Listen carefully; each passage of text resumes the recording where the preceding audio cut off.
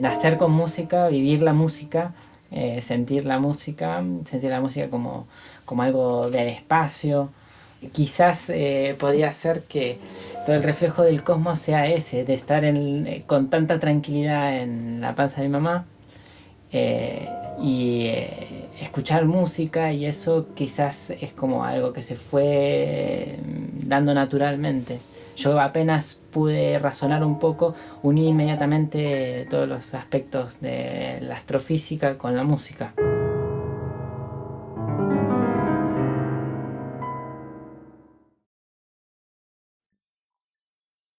De las primeras palabras que dije de muy pequeño era tica, que quería decir quiero música. Mi mamá durante la crianza de mi hermana se quedó más bien en casa, estuvo muy tranquila, y era cuando estaba embarazada de mí, ¿no? Entonces era una sensación de la música, será un poco en este aspecto irracional que ahí empezó. Escuchaba mucho Bach mi mamá cuando era muy pequeño, y entonces esta es lo que te puedo decir.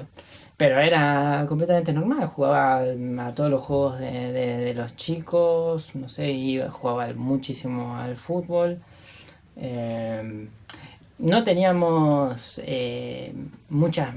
había muchos chicos que quizás tenían muchas máquinas y cosas, computadoras. En casa nunca hubo de eso hasta que fui mucho más grande. Solamente tenía instrumentos de música, el equipo de música y libros, ¿no? Y libros y enciclopedias. La idea mía se ve que desde muy chico era cómo moldear el sonido. Moldearlo de acuerdo a una imagen mía que tenía con respecto al espacio, con respecto al cosmos. Pues como algo que va más allá. Por eso va mucho más allá de una armonía, una melodía. Esto está dentro del cosmos, pero dentro de mi idea, hasta que tenía 7 años, había unas proporciones sonoras que tenía que moldear de alguna manera. Sabía que era lo que quería. Es como un ejercicio de imaginación, de sueños, ¿no? No de cosas tangibles, de ilusiones, de conexiones que las escuchás, quizás como un poco en borrador, un poco claras a veces, pero es cuestión de tener que ir yendo a buscar eso por lo que vos sentís que resuena, bueno, no sé, tu cuerpo, tu idea de lo que es el sonido.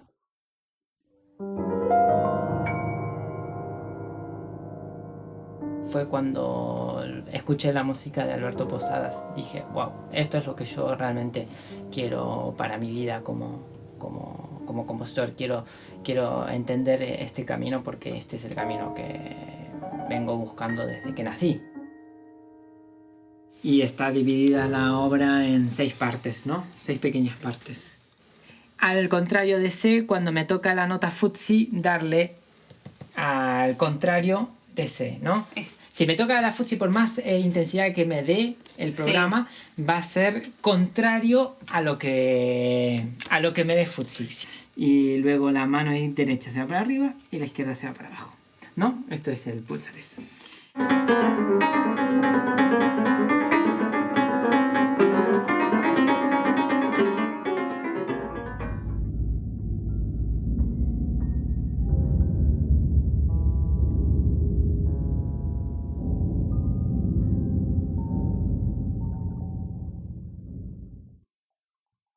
A los 7 años empecé a estudiar el piano ya, con mi tía abuela. Ahí es donde tuve mi piano. Y mi mamá me dijo antes de mi primera clase, que tenía la otra semana, bueno, ahora aprovecha esta semana que puedes tocar lo que se te dé la gana, y toqué lo que se me dio la gana durante todo el día, pero lo disfrutaba muchísimo. Recuerdo que, claro, vi el instrumento, claro, en su totalidad. Ahora puedo hacer lo que quiero. O sea, imagínate lo que significa eso. O sea, todo lo que me imaginé, o todo lo que me imagino ahora, se puede poner, lo puedo empezar a moldear. Claro, entonces no era de toco lo que se me da la gana y ya está, y ya se terminó, ¿no? Porque era demasiadas cosas las que quería hacer. Yo, imagínate, para mí tener el piano era como el sueño de toda mi vida. O sea, mi tía abuela me marcó en un dentro de un marco muy intelectual de lo que es la música, de lo que es el sonido, antes de aplicar todo a lo que es mismo el sonido. No bastaba para ella que yo me sentara simplemente a jugar, sino que tenía que haber todo un rigor, ¿cómo se llama? Muy, muy intelectual. Inclusive mi tía abuela, que eran unas clases como de 4 horas, que iba yo todas las semanas con ella cuando empecé a los 7 años, las primeras 2 horas, quizás 2 horas y media, las primeras 2 horas era solamente una cuestión teórica de lo que es la música. Entonces eso me marcó para siempre también. Ya tenía un conocimiento de música, de mucha música ya a esta edad. Quizás no te podía decir a los 9 años, quizás no te podía nombrar a Xenakis o a Stockhausen, no lo sé, pero sí te podía nombrar a Stravinsky, a Prokofiev, a Gershwin, a Ravel, a Debussy. Ya los conocía a todos, a toda esta gente ya las conocía a todas.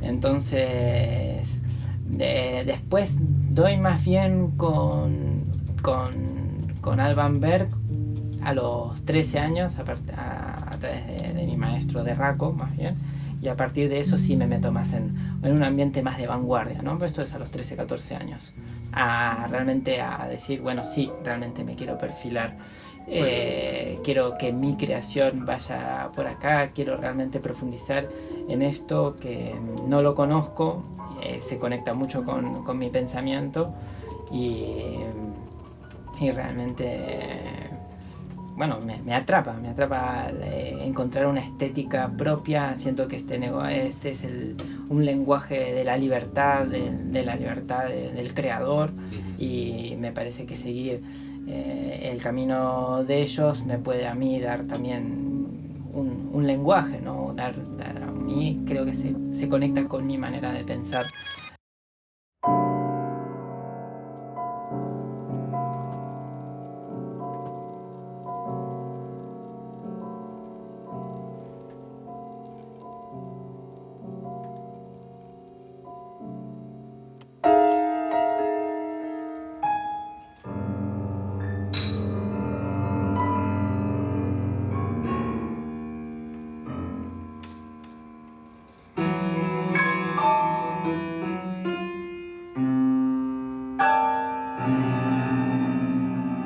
Stockhausen es un compositor fundamental de una manera de pensar, de una manera de vivir, justamente la democracia del sonido, por llamarlo de alguna manera, ¿no?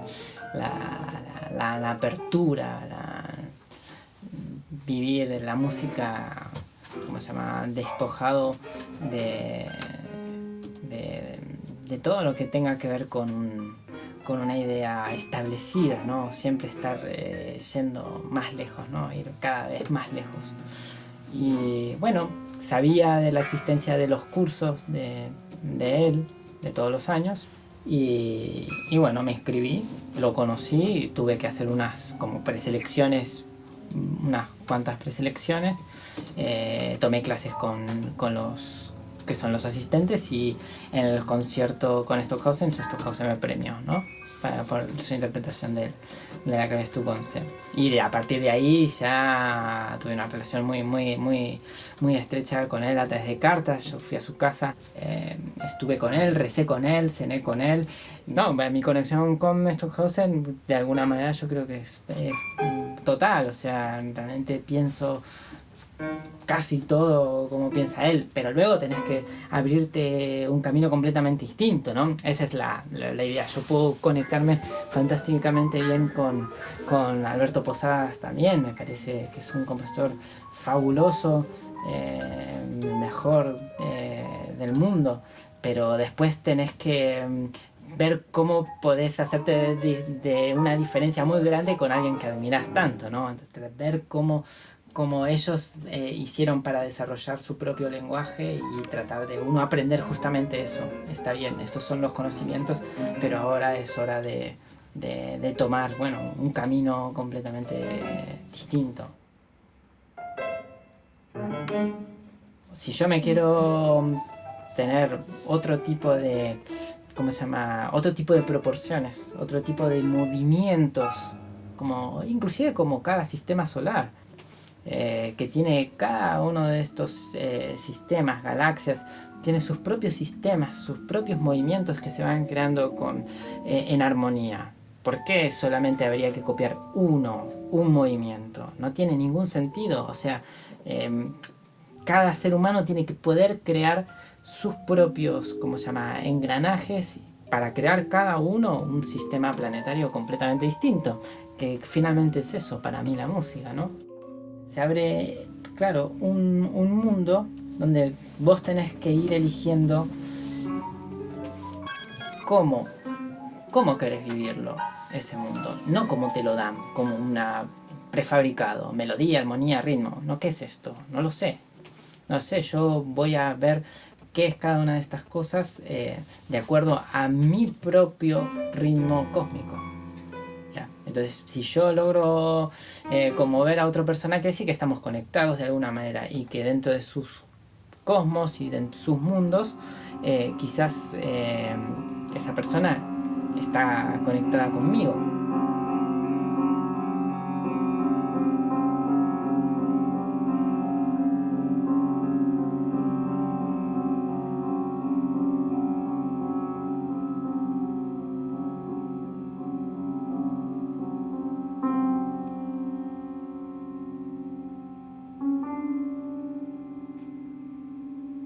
Dividiéndolo en 5, 6 y 7, cada segundo está partido en 5, 6 y 7.